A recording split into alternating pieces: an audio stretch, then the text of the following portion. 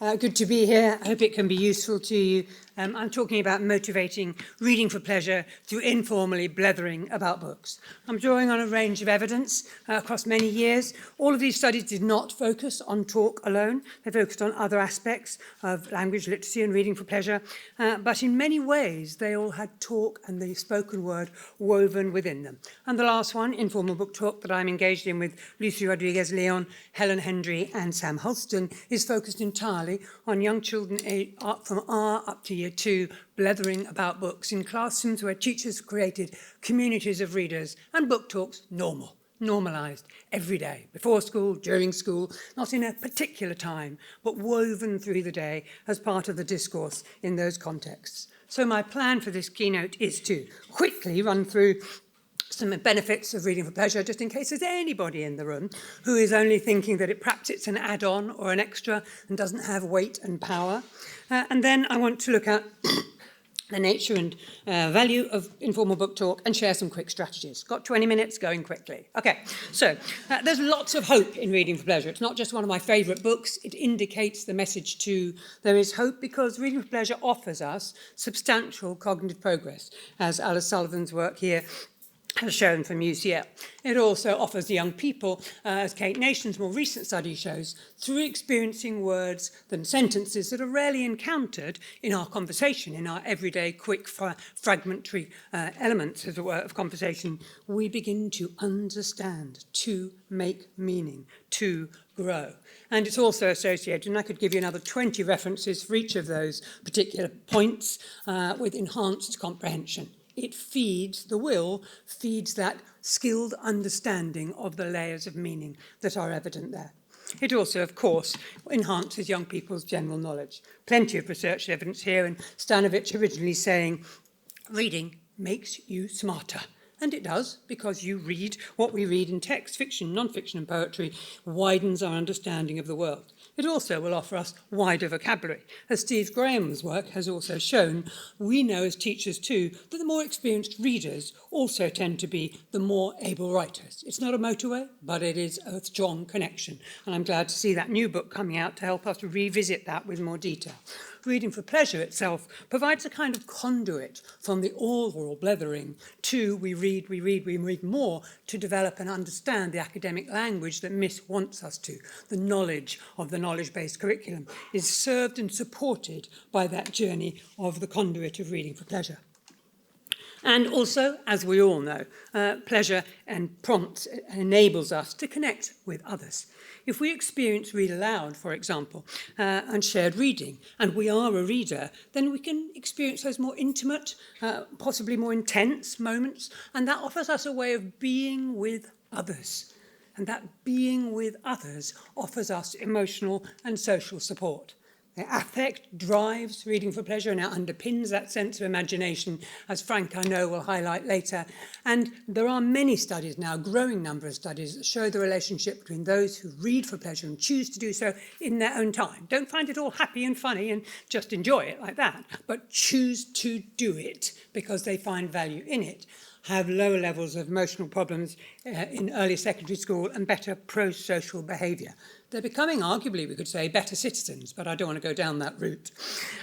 So we need to think carefully about those and also the relational benefits. In our Teachers as Readers study, we found that the teacher-child reader relationships began to develop so that these were human-to-human relationships, not teacher-pupil, but reader-reader.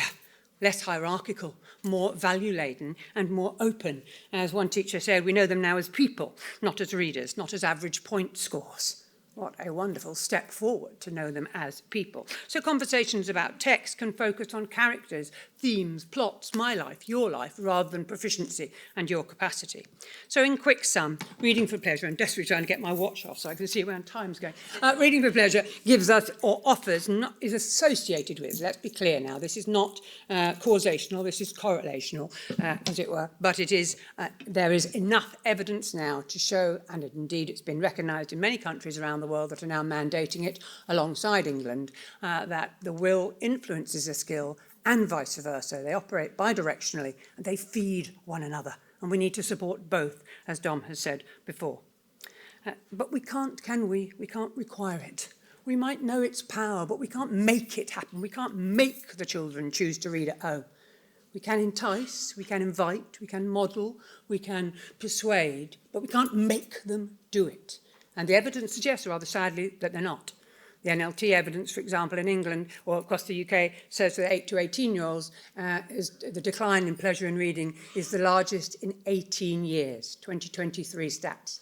The PEARLS Data Progress and International Reading Literacy Study shows internationally reading is on a decline, but in England itself, where our young kids aged 10 are even worse positioned in terms of their desire to read compared with the international median. So we're in a parlous position, frankly. We can see it matters, and yet we don't have kids who are choosing to do it. So we have to act, we have to do something. And I would say we have to turn to reader motivation. We need to understand more about the intrinsic power of reading. We need to recognise that intrinsic is more closely associated than extrinsic and stop going around giving brownie points, becoming word millionaires, bags of popcorn on a Friday, and all the kind of plaudits that the school system often offers to kind of give the tick to the child who's read so many books and gets all the extras, as it were. And yet the reality is that social motivation, as Helen and I argued a couple of years back, is massively underrated. We don't recognise the power of social motivation, as I believe we should, and indeed research has not studied this as well as it should have done. So that's my argument about the RFP piece. I have no idea how many minutes I've gone for. It's meant to be 5, but heaven knows. So I'm going on now to look more clearly at the kind of IBT itself. I'm hoping I'm taking you with me on that piece. In our original TARS study, which was published in 2014, old but possibly interesting, I won't say gold, that would be inappropriate, but old, we found that the teachers identified differences in discourse patterns. They found that over time, as they built communities in their classrooms, the children began to seize opportunities to blether to one another and to their teachers about talk, in small groups, in larger groups, in twos, on the playground, in the corridors. They heard a talk about reading that they'd never heard before. They'd heard that casual, spontaneous talk around reading when the fabric of the classroom was framed around pleasure. So let me be really clear here. I'm not talking about the kind of talk that we all engage in and need to, and Fiona will be demonstrating later, in relation to where the goal is skill development, and it may not be with the teacher, they may be in small groups. I'm not discussing that. I'm talking about a much more informal, casual, unofficial conversation, a more higher degree of sociality, where the focus is on the motivation and the will to read. We know that studies show that adults' beliefs, values, and understandings of reading will open up or will close down young people's capacity to join in, or opportunity to join in. So they can make more meanings when we have richer, more expansive understandings of the social, of the relational, and of the affective nature of talk. If we see reading as proficiency, then we deem the kind of talk to be a certain kind of talk. If we have a more broader understanding of it, a socio-cultural understanding, I would argue, then we open up new opportunities for active involvement and for more meaning-making. And with those kinds of richer understandings, we then can move to a pedagogy which supports it, both independent reading spaces, reading aloud spaces, and informal book talk that enable young people to talk in all these contexts, as indeed has the DFE in the reading framework has somewhat endorsed. So informal book talk is definitely not teacher-led, teacher-directed, tied to a moment and focused on reading skills. It is much more child-led, child-focused, more relaxed, more spontaneous, more like a kind of low-key blether, a chin wag that we've all been doing out there with one another, although we weren't necessarily talking about texts. I've lost my plot. Oh, I moved it. Okay. I want to try and give some strategies now that move us on, but just remind you, of course, that such blether is going to be dependent on the text and the context. It's also in the beginning needs more support, because if you haven't got those buzz, that conversation, that blether in the school, you can't require it, because they turn to each other and chat about books. Miss, what? What's the sentence stem I meant to start with? Who's modelled this for me? Where do I understand it to mean? A colleague of mine in Year 6 in Bristol said, you just can't ask the children to do it, Teresa. We have to work towards that. We have to build the community, read aloud and move forward so that they can. As a strand of RFP pedagogy, and there are many studies now, we've been engaged in an extensive review, many studies now that evidence this. IBT can, show a key role in motivating readers, it says 5. So I'm moving on to show you some strategies. I did this last night and it was 21 minutes, but there we are. Let's keep going. I'll be much more focused. So reading aloud offers us that chance, doesn't it? Read Aloud offers us a chance to create a book in common, a book we can share with others. And when we do, there may be repetition involved, opportunities for young people to borrow that book again and read it again and look at it again and discuss it again with their friends, on their own, maybe. Certainly reading aloud can trigger that kind of informal social interaction. In the studies of Read Aloud, there's a lot of focus on the extra textual talk which happens when children are really engaged in the Read Aloud. I was going to give you a chance to wonder, but I'm just going to give you a chance to wonder. If you could only wonder if, wonder whether, wonder why, what would you be wondering and which book would you be wondering about? And then I might ask for hands up and then I could choose which book I'm going to read after break. So I've seeded the wondering, the blethering and hopefully some play during break on that journey. Okay, so moving on, we can create through our books in common, the books we share, the books that are our books, not yours or mine, but ours, that sense of belonging making a difference. We can connect to them, as Coakley Field's work shows, through the school day. Lovely study of 9 and 10-year-olds who seamlessly, their teacher, wove book talk through the day. She'd modelled it, the children appropriated that modelling. She enabled everyone to join in because it was about the books they shared, so they could all chat about them in various ways that came in and through the day. So I think this work is highlighting for us, it's not just about the early years where our study is, but is more than possible in later years too. And that talk helped shape the students' reader identities as they travel. You could set it up with book buddies, enabling them to share the common book. You could create these kind of informal book buddies, as Mose and Kelly have. And our videos show this too. Our videos show that the voices and bodies of the kids resonate with engagement and interest. They're connected to the text, yes, they're sharing it, they're close, but they're connected to each other. And by connecting to each other and the conversations of our lives, they begin to make richer meanings. And they're also repositioned. Some of these children in the very early years are not doing well at phonics. They're new to speaking English.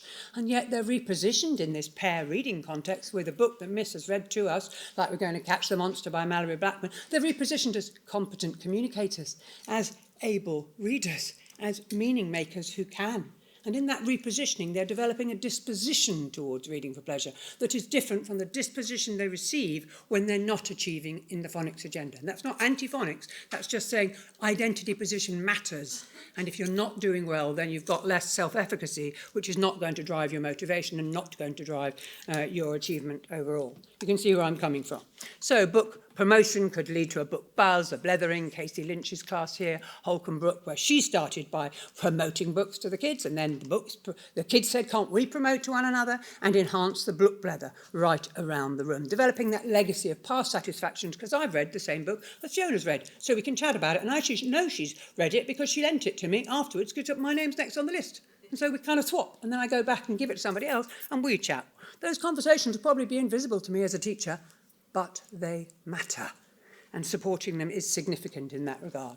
So developing time to chat as part of that browsing and choosing is an important element of our piece. And you might want to do something like book tasting. Maybe you've done it already, but revisit it if you have, where you're inviting the children to focus on a genre, to focus on a wide range of text, and to give a chance to very informally chat about books with one another. You might even big up a book. Oh, sorry, I've got the, not there. You might even recommend books as a teacher. Now, it could be difficult, this, because you're kind of pinning the child to Ashley. You might like it. You've got to know the kids really well in order for Ashley to come back and say, nah, you're wrong. I mean, it was kind of interesting, but it wasn't me, miss. You got anything else? So that trust and relationship is there and the reciprocity is, miss, why don't you try this? You might like that. And I need to be able to say to him back. So we get those opportunities for blether. We'd be wanting children to recommend to one another too, wouldn't we? peer recommendations, one to another, engaging one another in that kind of talk. As John Biddle from Moorlands Primary does here, and in this instance too, he encourages the children in pairs to make their recommendations in a display, but then, of course, there's a conversation. And that conversation might be with the whole class, probably not, probably with small groups who are interested in different books. Somebody was interested in Guts. Who's interested? You are? Right, Dom, you're going to sit down then with them and have a chat about Guts. I don't know, I haven't read it, so you tell each other about it. So I trust the space, reader to reader, to develop that kind of conversation. You could big up a book. I have got it here, but not in front of me, so I'm going to big up The Final Year and just say to you, if you haven't read it, well, do. You may not have the same view as me, you may have a different view, and we're allowed our own views. I met a teacher in Sunderland last week who said, sorry, Teresa, but no, I think the poverty is too extreme and I found it hurtful. And I went, ooh, and then I thought, well, that's her view. She's allowed her view. Nobody's allowed to judge if we're book blethering. There's not a right and a wrong to that. There's a respect for others. As Keith Oatley brilliantly says, to talk about fiction is almost important as to read it in the first place. So where's the space for that informal chat then in your classrooms? So I'm moving on to make an argument that sharing those reading choices, views, requires belief and a confidence that all our views matter.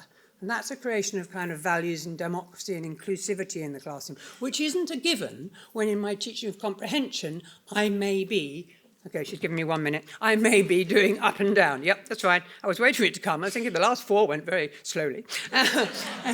But perhaps it was me. And this was Janet Mabin's work, actually, which I don't find really interesting because she was on the playground and she documented reading book blether on the playground when children were talking informally to one another and said it was hugely competent, but it was off-task talk. It was allowed on the playground, but would have been off-task in the classroom because it wasn't deemed to be part of the value set. And, of course, we'd want to invite the children's views, wouldn't we? I'm just going to ignore the top one and say to you, listen to Rafi.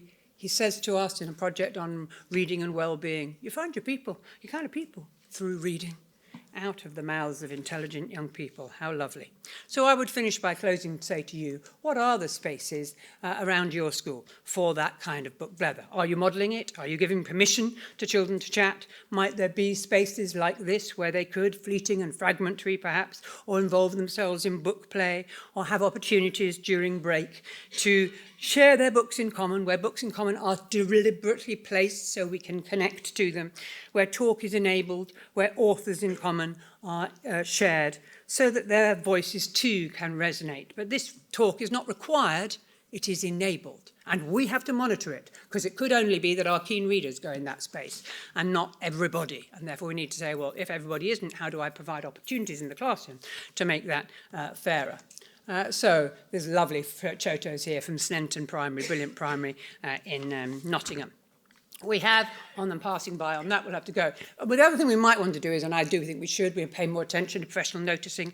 We need to shift the focus, I think, from individuals and groups and their practices to the relationships between those individuals and groups. We want to understand more, I do at least, about relational pedagogy. It represents another way of seeing education, one that recognises us as humans, as social and collective beings.